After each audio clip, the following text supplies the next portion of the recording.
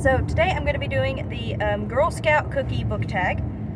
I was tagged to do this by Cheryl over at Candlewick Library and by Lucy over at the Lucy Chronicles. So thank you girls both for tagging me.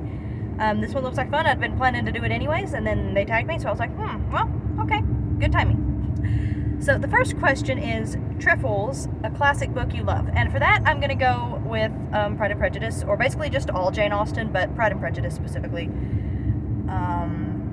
Yeah, Austen is probably my favorite classic author, and her books are really insightful. They show the spirit of her times really well. She makes fun of her times very satirically, but also like her characters are really well developed and the plots are interesting. Just everything about Austen I just love.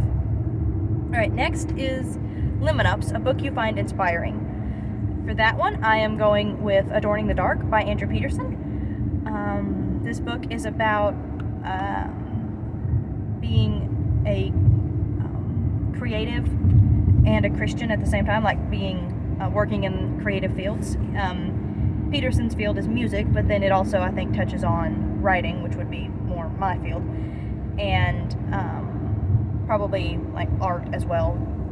So this book was just so good. It had me tearing up at least once, which that was before the baby. So it was a lot harder to get me to cry. Now I cry much more easily after the baby because hormone differences.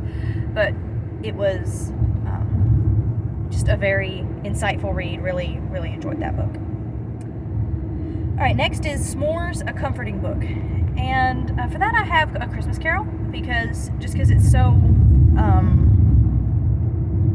actually, I think I'm going to change that. Christmas Carol, yeah, sure.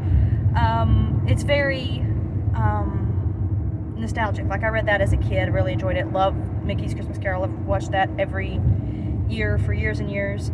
Even the Barbie Christmas Carol, which is not a good adaptation, but I have still loved it. More recently, love Muppet Christmas Carol. Just everything about it is just so precious. But I'm also going to add Little Women, just because Little Women. I think most of the Christian booktubers love Little Women, so I don't think I need to explain to you why Little Women is counting for this prompt. Alright, next is Adventurefuls, an Adventurous book. For that, we're going to go with Lord of the Rings. Because Lord of the Rings. Need I say more? It's probably the most, well, maybe not I guess there is a genre called adventure book, but it's just one of the most classic, it's the most classic fantasy out there, other than, like, you know, fairy tales and stuff. But it's just so, like I said, lots of adventure in there, just very fun. I love Lord of the Rings, as you all know very well. So, next is Samoas, a book that blends 2 or more genres. And for that, I have Hope Between the Pages by Pepper Basham. I just read this, and it was such a good book.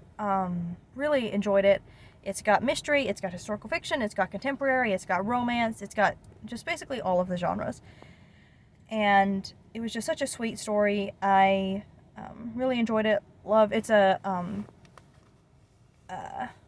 dual timeline about it's a dual timeline book where the past timeline is a woman who works at Vanderbilt in their library, and she falls in love with a guest there. And then in the modern timeline, we're following her. Bless you, baby. Bless you, sweet boy. We're following her great-granddaughter who runs the bookstore that her great-grandmother founded. And the deed to the bookstore has vanished, and they need to find it before certain other people try to take over the bookstore. And the building, specifically. They want the building, not the bookstore. But it was just a really fun book. And it definitely had a bunch of genres in it. Alright, next is Do-Si-Dos, either a book you love that everyone seems to hate, or a book you hate that everyone seems to love. And this one, it was really hard for me, but I think I'm going to settle on, this is a very silly answer, I know, but the only one I can come up with, A Week in the Life of Ephesus by, what was his name? Daniel De Silva, I think is his name? David De Silva. So this is in a series that is actually written by a scholar, usually, like not just by a fiction author, but it is, Like, it takes the biblical time period and tells you a story about someone just a week in that person's life. And it intersperses it with, like, historical commentary and things like that. So you would think that sounds really interesting, and it would make it really historically accurate. However, the problem with this book is that the author had very bad theology. Just to put it simply. So, this book had bad eschatology.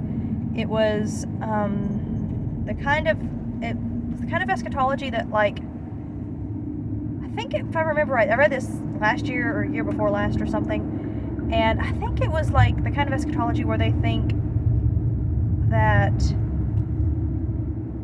all of, like, the Revelation prophecies were fulfilled by 70 AD, like with the fall of Jerusalem. Is that preterist? Is that what that's called? Yeah, so it had which is just like, not preterist is what it's called. It's just like not biblically accurate, like, at all. And then it was saying, like, basically it was trying to say that it was okay for Christians to be also worshiping false gods. Like, not completely, but it was saying that being hostile toward people who were worshiping false gods was as bad as worshiping the false gods. Which is, like, not good.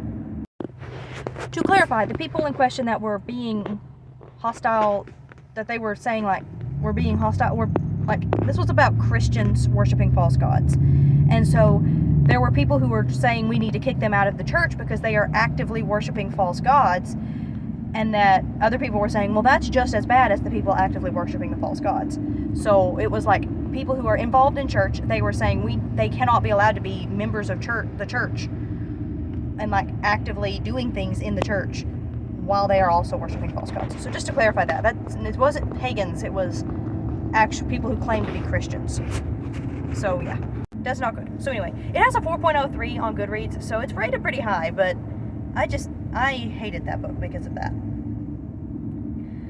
Alright, next is Thin Mints, one of your all-time favorite books. And I think Thin Mints are, like, the only Girl Scout cookies I ever remember having. We just don't buy them a lot just because they're kind of pricey.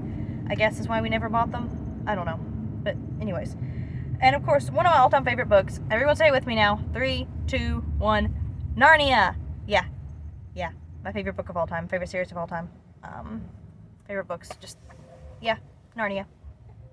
Don't have much else to say. So, I thought, if you don't know what Narnia is about, you've not been here very long. Portal fantasy, middle grade, Christian. Jesus is a lion. Medieval fantasy. It's just really wonderful and precious, and I love it.